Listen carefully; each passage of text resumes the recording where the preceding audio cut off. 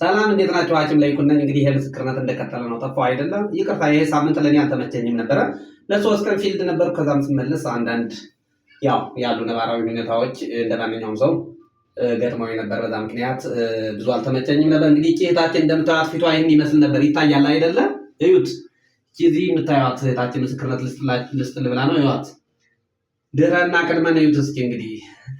እንግዲህ ምን ትመስል እንደነበረ ይታያል አይደለ? እንግዲህ ቲክታክ ሊያወርደው ይችላል።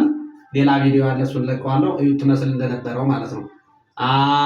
በተግባር ቲዎሪ በዝቷል ብያቸዋለሁ። ቲዎሪ አጠር፣ ቲዎሪ ማነስ።